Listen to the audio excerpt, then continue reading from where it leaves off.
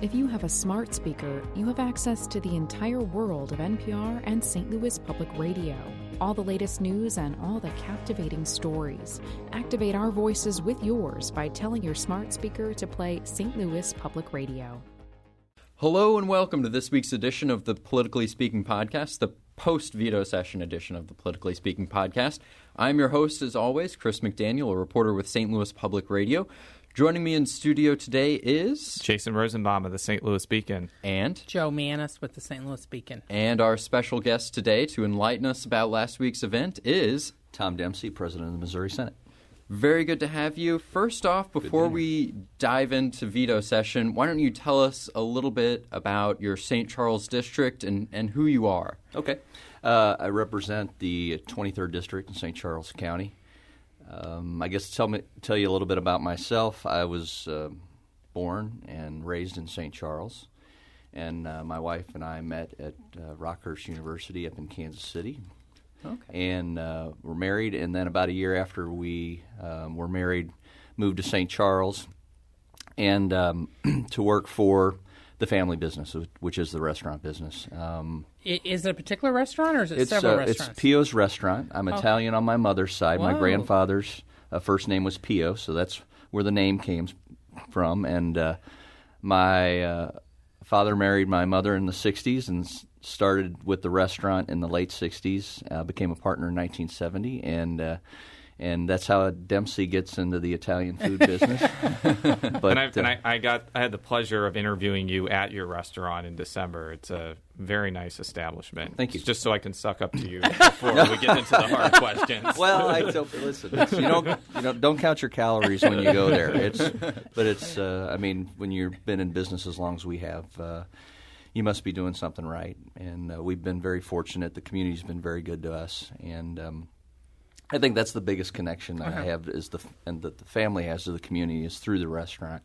And anyway, moved back home. Actually, we have a banquet center. A partnership in that, and I ran that for a number of years prior to getting on the city council. And meanwhile, we had, through a period of years, 3 children, and I have 2 in college now, a junior and a freshman at Mizzou. The junior is studying abroad, and an 8th grader. And so I guess that's just a thumbnail about myself. Now, you mentioned you work for a bank, too? Yeah, I work for First National Bank of St. Louis. I'm coming up on 6 years. What do you do there?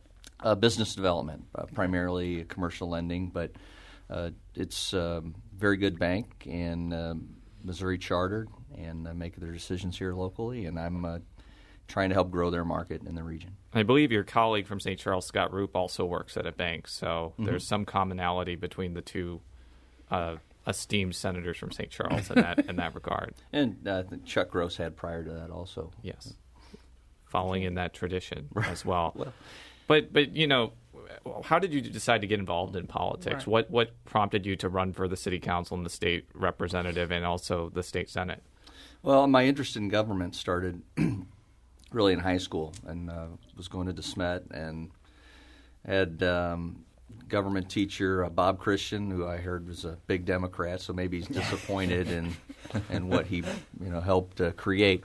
But anyway, I enjoyed those classes: American government, social studies, learning about the founding of our country. At that time, Ronald Reagan was running for president, and I like being a part of things that are very special. And I think my community, my family, the country that I live in are all special. And Ronald Reagan really kind of hit home, and I identified with the things that he talked about, because he talked about how great we were as a country. And so, that happened in high school, and then I was running the banquet center and had a local community leader come up to me and say, "Hey, have you ever given any thought to running for city council? I think you do a good job. We're looking for candidates." And I thought, well, here's this opportunity, this interest that I had years ago in high school.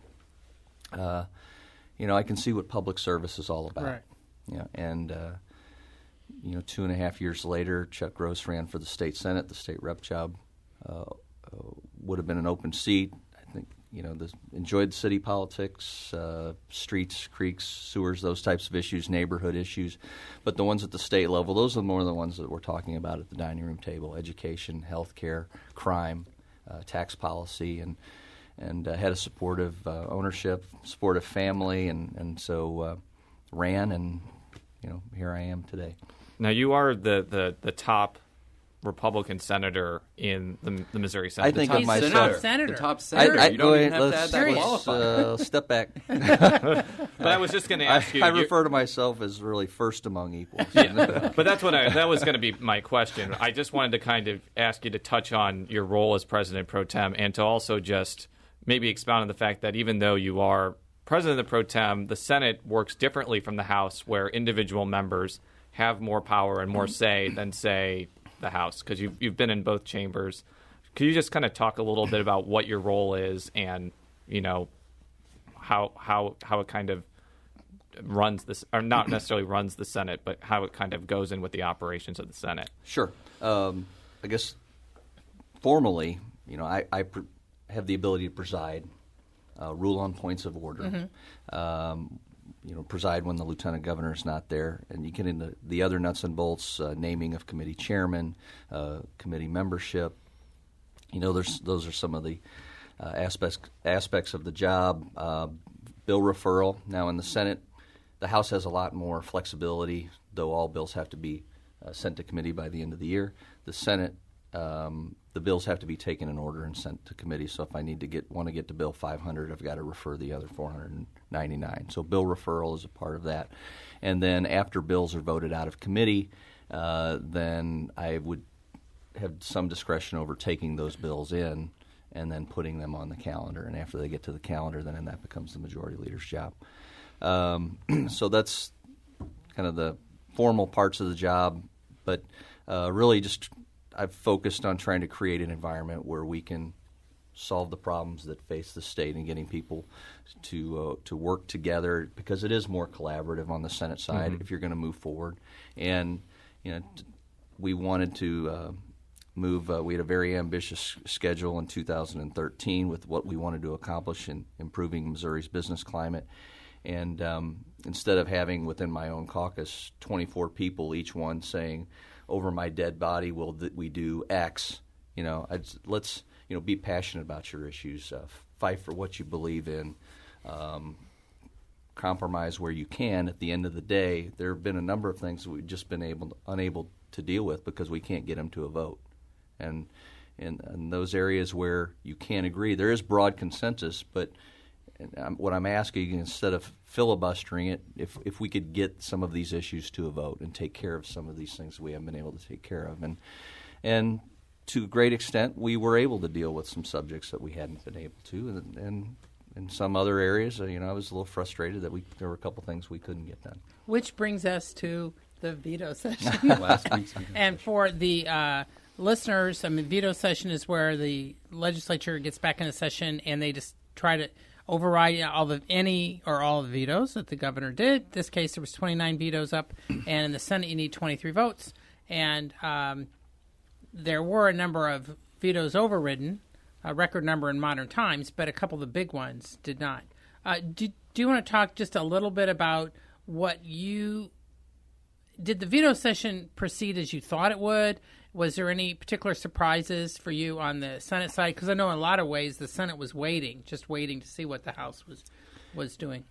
I would say generally it worked out as I thought it would. There were a couple of surprises. I thought that the tax cut, that we passed the first tax cut in 100 years, but I knew when we had in theory, veto-proof majorities after Election Day with some of our supporters, there would be this kind of Katie bar the door mentality that we have all this backlog of things that we can't get through a Democrat governor. Now we don't have to worry about a Democrat governor. Well, we still don't have unanimity of thought, just as you disagree with probably some of your own family members. But I think talking about a tax cut is talking about shortcomings with it. The loss is going to lead to a better bill next year.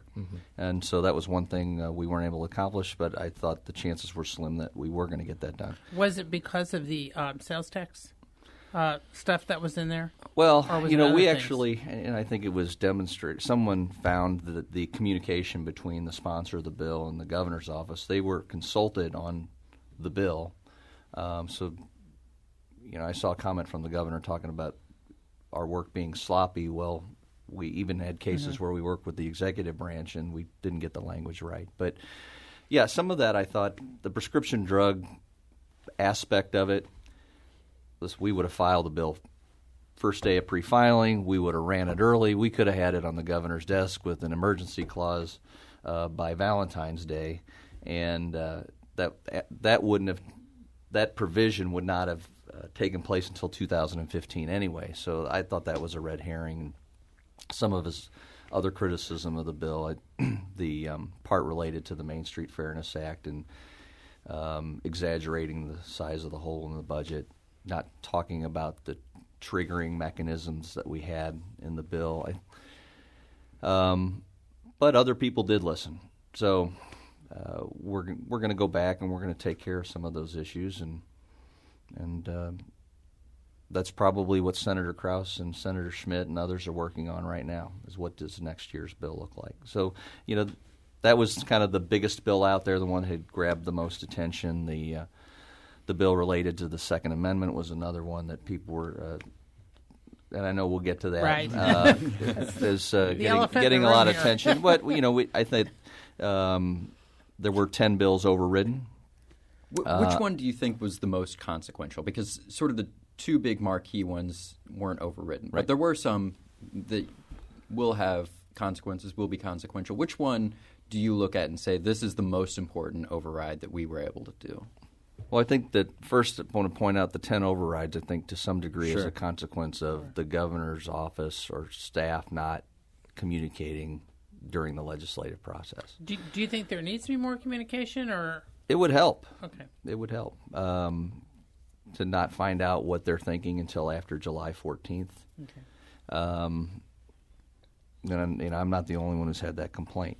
The two biggest bills are the two that I think of are the bill related to, I guess it's a smaller tort reform issue, and Doe Run is the company most often connected to that. That was a big accomplishment for the legislature, and as was the no pay, no play bill. I mentioned to Jason prior to getting on the air, the insurance industry had been pursuing that for over 20 years. Here we have this requirement that everyone should have insurance if they have a vehicle or driving on our roads, and yet people continue to not do that. So that bill, well, now that it's law, means that if you're uninsured and you're in an accident, you can't get punitive damages from the other. Right, you can't get non-economic damages. Right. And there's a couple of exceptions that were made.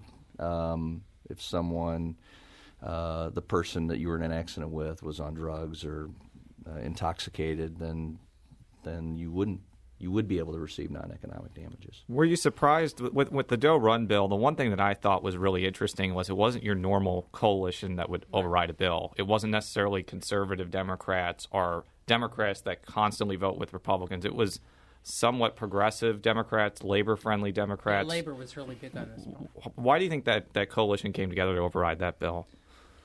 Well, because we're talking about good-paying jobs in an area where there just aren't that many other options, and there will be damages that will be paid out, and that's where you get to, as we talk about tort reform, and it's going to be an issue probably for next year, is the balance that needs to be there. That yes, when people are wrong, there needs to be, there needs to be a response for that. Those people need to be taken care of and not forgotten. But we can't have a legal climate that is so punitive that it drives people out of the state of Missouri. But in this case, because it's related to a lead mine, they won't be leaving Missouri. They'll just be closing operations. And I think they're the last working lead mine in the country. And at a time where, people are we're having discussions about can we run automobiles on electric, and we still use lead to make those batteries, and so they provide good-paying jobs, and they're in an industry sector where there's demand. So now we'll get to the elephant in the room. Okay, HB 436, which was the called the Second Amendment bill or the gun nullification major. Second Amendment Preservation Act, yes. I believe. And which basically would have restricted enforcement of federal gun laws in Missouri and other things. Obviously, in many ways, you ended up being the key player in what happened with that bill. Do you want to talk about that a bit? I mean, sort of what your decision-making was and Sure. Kind of the atmosphere about it. I was over in the House when it passed the House by the exact number, and actually it seemed like some of the House members, the feeling on the floor, you had a sense that some were actually shocked that it passed. I mean, it's just it was an odd situation. So anyway, I was interested in your take about what happened in the Senate, why you decided to take the position you did, and what happens. Well, I had been giving the bill a lot of thought. I talked to you just prior to session, was trying to come to a conclusion on what I might do when the bill came to the floor. My record on gun ownership and the Second Amendment goes back. I've number of votes over 13 years, going back to the override of my support for concealed carry and the override, and so I've supported gun ownership, allowing law-abiding citizens to carry concealed firearms, supporting hunting and fishing rights, and things along the line. This bill, I guess one of the criticisms I had from a few people was, why did you vote for it during session and then against Although it? I noticed that Gina Walsh and Paul LaVota voted for it too, strangely, and I don't know why they did that either, but that's an aside. You weren't the only person that changed your vote on that, so continue. Well, it's something that I think a lot about, and I think at the time I made the decision I did during session with the information that was available to me at the time. So was there particular pieces of information that you found outside of some out criticism that changed your mind? from the Press Association, there really, the governor hadn't weighed in, the attorney general hadn't said anything, law enforcement hadn't really chimed in on the bill, and it was kind of I heard somebody refer to it as a knee-jerk reaction to a knee-jerk reaction, but you do have posturing or discussions at the federal level to further restrict gun ownership, and against what many people believe, myself included, is very clear language in the Second Amendment that says that the right to bear arms shall not be infringed. So as we got to veto session, you had those groups that had not participated during the legislative process, had not come to committee hearings, had weighed in on the bill. The NRA was neutral on the bill. Did they call you? Did anybody call you from the NRA and say, "Look, we're not taking a stance No, on this"? no. I knew that they had not taken a position on the bill. Mm-hmm. The Attorney General, our top prosecutor for the state of Missouri, had given his opinion on the bill. The Attorney General, the former Attorney General, now the governor, had given his opinion on the bill, and law enforcement groups had weighed in. The Press Association or members of different newspapers across the state talked about their objections and looked again at the language and thought that, I gave the benefit of the doubt during session on the legislation, but to go to the threshold of overriding the governor, I needed to, the level of certainty needed to be there. And frankly, at the end of the day, I was concerned about the unintended consequences of the bill. And my belief that there may be circumstances occur upon a successful override that would embarrass the legislature or embarrass the majority party that is governing the legislature. And the response I would hear would be, well, we can, many people who were a part of the bill or had been involved and agreed that there were problems with the bill, and just wanted to fix those next year. I had others tell me that don't worry about it. The Press Association is going to file suit next year, and so I really don't like that response either. That's really an admission that we could have done a better job drafting the language, and that if I'm going to count on a lawsuit to stop it, then that's not the right answer either. And we just need to do a better job of drafting the bill, and we can do that. We can take care of it early next year, and we can still have this fight with the federal government over what the 10th Amendment means, but we can just do it the right way, and so that's the other thing I thought about, like kind of in the hour prior to the vote, was I was going to come before the press as I do, right, on a weekly basis, and I was going to have to explain what had happened, why we'd overridden the bill, or why the bill had failed. And I felt much comfortable with the latter position. I couldn't, with all sincerity, with the problems that were in the bill and the potential harm I thought it could do, be sincere in my defense of the override. And so I decided I'm gonna vote no, and we'll start working on next year's bill right after veto session. Now, I talked to Nieves, state senator, who was the big defender of the bill in the Senate. Talked to him a couple days ago, and he basically was saying that he was taking some of the concerns to heart, and that he recognized that he said he was going to be pushing for a revised version, but that he wasn't going to be pushing for the same version, which I thought was interesting. So do you think that can be – are there any provisions of that bill that you think – are going to have to be fought again, or are there some provisions that are automatically going to be tossed out, like the thing about identifying gun owners, or the thing about the provision that law enforcement said would prevent them from being involved in federal task forces, that sort of thing? Well, that's what we need to spend some time on.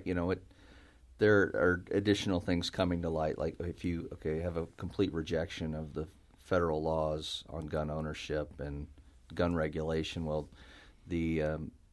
the feds ban illegal aliens from possessing firearms. Right. We don't have a state law that does that. Right. So we just need a complete review, and kind of what you're getting to is, do we need a complete rework of the bill, or can we address certain things by amendment or better language? And I'm not there yet as to say exactly what that bill looks like. Now, what was the fallout of your vote? Did you get threats? Did you have people call you upset about it, or did people get what the issue was? We had a lot of emails to the office, either through social media, Twitter or Facebook. Got comments from some supportive. I've got supportive comments from some legislators as well, both in the House and Senate, and also certainly a number of people who were upset with my vote, and so yes, I did get quite a bit of feedback, and I put my statement together on the reasons for my position, the concerns that I had with the legislation. I put it up on Facebook. I sent it out to everyone who sent me an email. We sent a response, and I think once people have had an opportunity to read, to get more background, to understand some of the shortcomings of the bill and some of the drafting errors and the potential harm that they would do, kind of the subsequent response I would get was a lot more understanding about why I voted the way I voted. Now, in I guess the week of or the week before the veto session, House Majority Leader Ron Richards came out publicly. Ron Richard, not Ron Richards. I get that mistaken all the time. Yeah. He came out against the bill, and I thought that was a significant development because he holds a lot of gravitas. He has a lot of allies in the legislature. When someone like that comes out against the bill, it usually means other people are going to come out against it too. I wasn't expecting you to be the other person. I was expecting to be someone like Jay Wasson, who he's very close with, or others. Were there other people that wanted to vote no on this bill but just felt they couldn't for some reason? That's why you had to do it? Or were you going to vote no regardless of what happened? Well, I came to my conclusion just resolving the issue with myself, what it felt in my head and my heart. I know that I wasn't the only legislator in either chamber that was concerned about the impact of the bill and some of the negative consequences. But I can't tell you what was in their mind. We didn't ask everybody what their vote was going to be when we caucused on it, but we did just kind of talk over about the bill, and so I guess I can't tell you why or what was in the minds of other senators and House members. So did some know that you were going to vote against? The reason I'm asking is this. The roll call of the Senate on that bill I thought was interesting because there was a couple senators, one of them was Senator Schmidt, who, when people vote, they go by district. And when it got to their districts, it's alphabetical. It's alphabetical or whatever, but they... Wait. 'Cause I always wish I could be like a Wolford or a Wallingford. A Wallingford or. My point being that the first time they either passed or present or did something like that, so then the woman taking the vote then went back to them. Yeah, if they're absent, yes, you can pause and then they'll skip over you and they'll come back. So my question was, were these other senators? Because there was traffic on Twitter about that. There was assertions by some conservatives that the two senators who were either not in the room or whatever and that had voted at the very end, that they had been poised to vote against it if need be or whatever. I'm not asserting that. I'm just saying Twitter went crazy within minutes from certain conservatives who were saying that. So I was just... What's your take on what happened? Listen, I didn't. There wasn't any discussion in our caucus meeting about I'm going to do this, so you do that. Okay. It was members knew when we left our meeting that I was voting no. Okay. Okay. I will tell you, that's what they did know. Okay. And I think they also knew that Senator Richard was going to be voting no. Beyond that, there was no other discussion. Right. And for the listeners to understand that about who was voting how. You needed 2 Republicans to vote no and all the Democrats to vote no for the override not to happen. Right. Right. So exactly. That's just... Yeah, we needed 23. Right, correct. We've talked a little bit about what we can expect next session, a retooling of 253, the income tax cut bill, and a reworking of this law. What other bills can we expect coming up next session? Okay, well, we,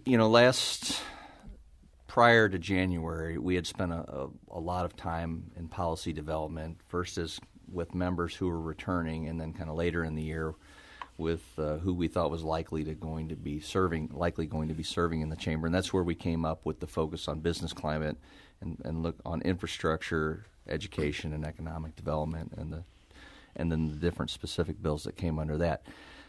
This year we have members who have a year of experience now or 3 years of experience. With the amount of overrides, the considerations that needed to be taken into account, we haven't done a lot on policy development. And my communications with the press and other circumstances have been, and will continue to be, that the Senate Republicans are going to caucus and have a retreat in November where we're going to sit down and develop our priorities for next year. And what I can give you is kind of based on my read thus far, or what I think some of the things are outside of the tax cut bill and the Second Amendment bill. And so some of the things that you've been reporting on, I think, are likely to come up next year.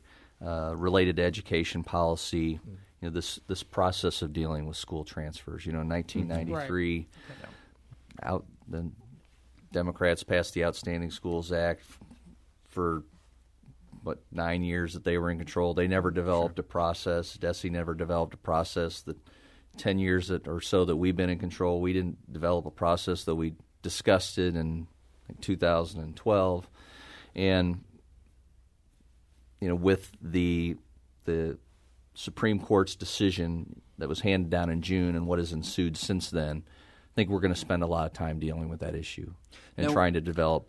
And as a part of that, we're going to have to look at. So the Outstanding Schools Act basically said we're going to increase your education funding, but there are going to be expectations that go along with that.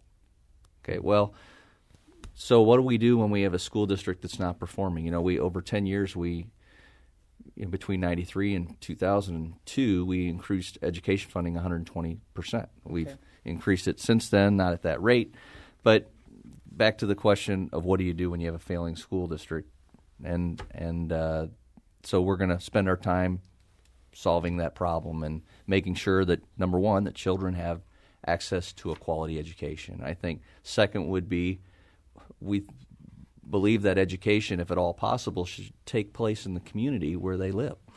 And how do we do that?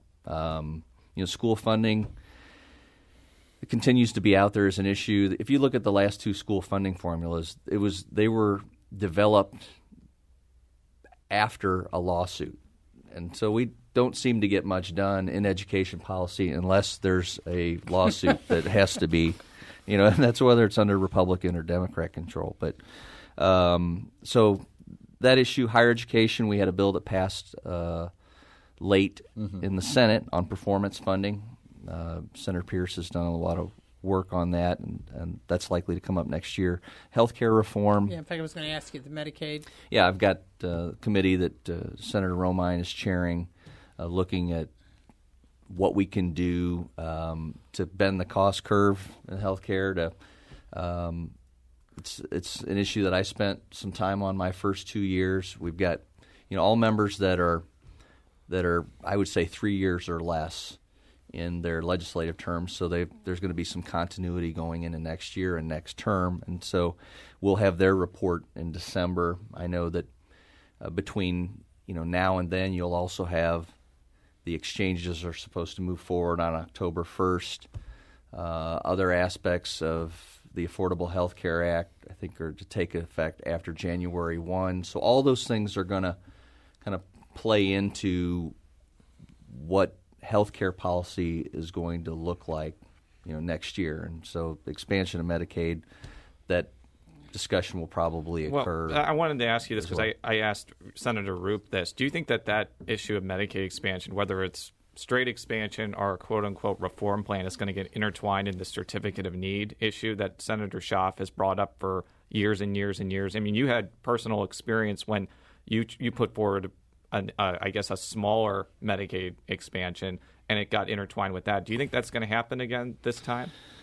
Well, I know that certificate of need is, for Senator Schaaf, a key component of health care reform. Mm-hmm.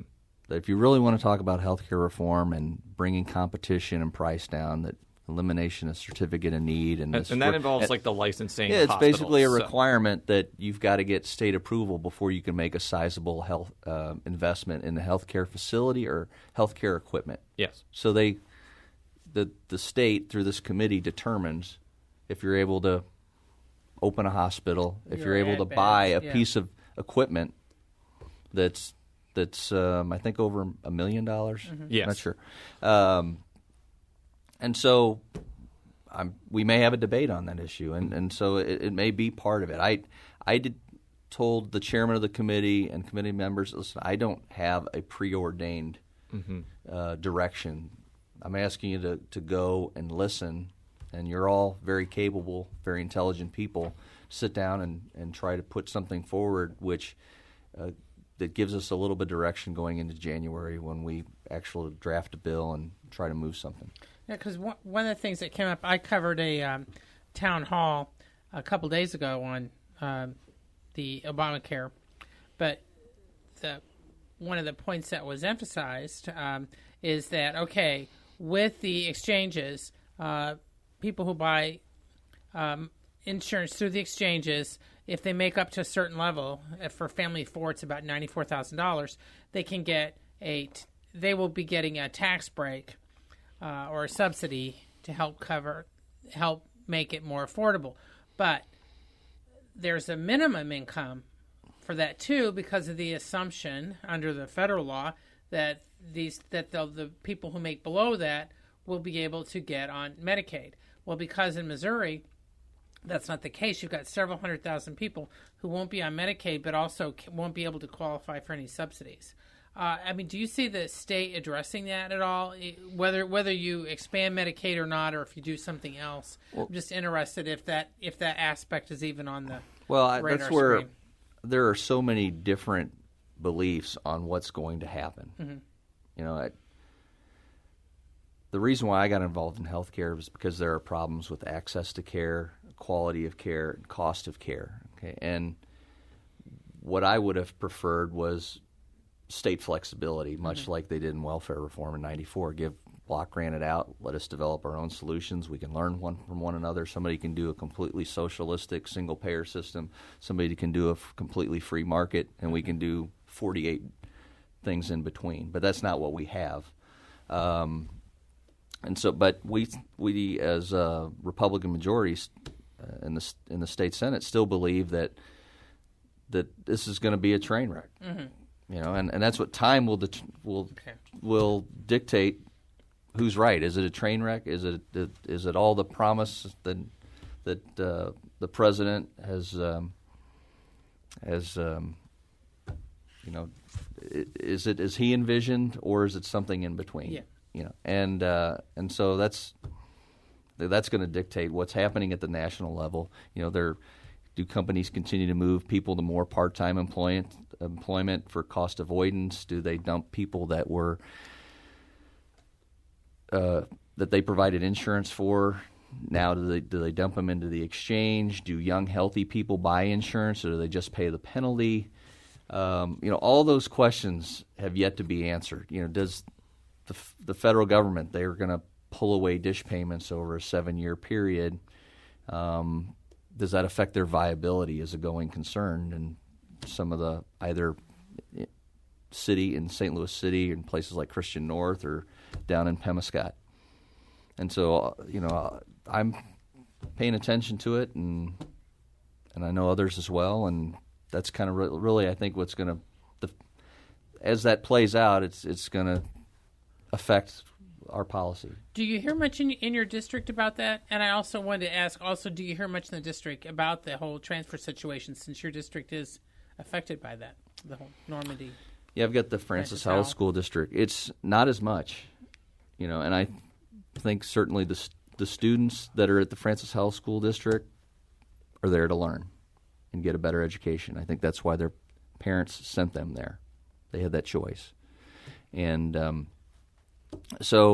but we do have the Dempsey asking for, $6.8 million for the Normandy School District. I think, ideally that's what we want, the kids to get a quality education in their neighborhoods or in their community. And so we need a solution that takes that into account. So before we get into the last question, is there any other things about the session next that you want to mention? So the performance funding healthcare, state infrastructure, just toured the state hospital in Fulton, and the place is slowly turning into rubble, and it's the only state hospital that we have. We need to address it, and that may be a part of some discussion, whether through general revenue or a bonding legislation.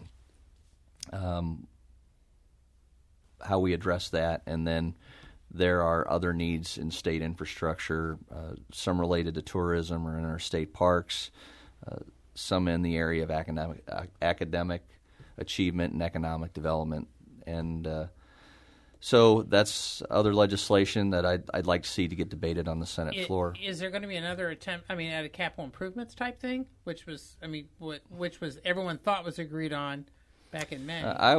It was never a priority for us last year, Okay. And when you were talking about potentially going to the ballot in 2014 with the bond issue, well, it never needed to be taken care of necessarily last year. So we passed a bill out of committee early, and that's where it sat. And so this year was really the time for discussion. I also put another committee together to look at some of those needs across the state, because I just didn't want a situation where, okay, there's a bonding bill. It's going to have priorities across the state. I got to make sure I get something for my district. It needs to be needs-based and not just be on the list because there's a list. It's we owe it to the taxpayers to make sure that where we can leverage private dollars, we do that. There's truly a need and a benefit to the state of Missouri, and in each project that would be a part of this infrastructure proposal.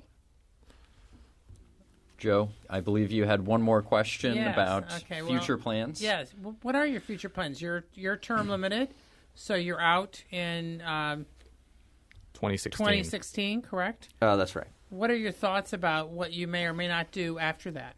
Well, I enjoy public service. I very fortunate to represent the 23rd district and my community. I have not made any decisions. I thought first I need to do a good job. I need as a senator for my district, as the president of the Senate, and I thought for 2 years that's all I'm going to focus on, and the policies that I think we need to face and to the problems that we need to solve as a state. And if that makes me less electable, then shouldn't be a consideration. And so I've got another year, and I'm just going to keep my head down and keep doing my job, and leave that decision for another day. Are you thinking of not doing another term as pro tem after 2015?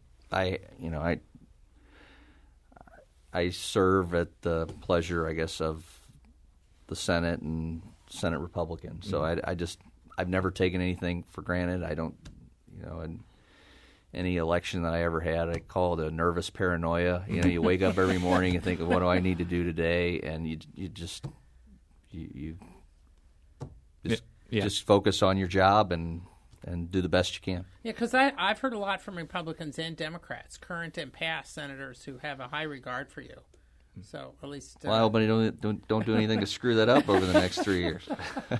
The restaurant industry, I say you're only as good as your last meal. Okay.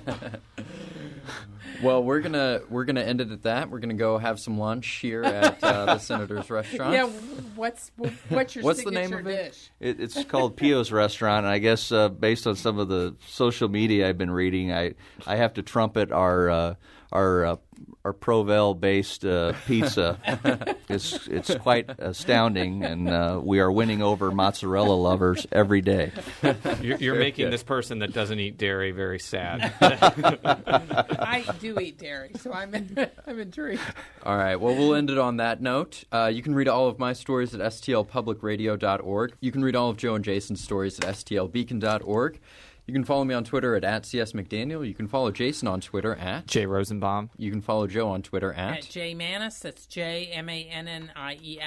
And you can follow the Senator on Twitter at Senator Dempsey. Thank you very much for coming in. We'll be back next week. Until then, so long.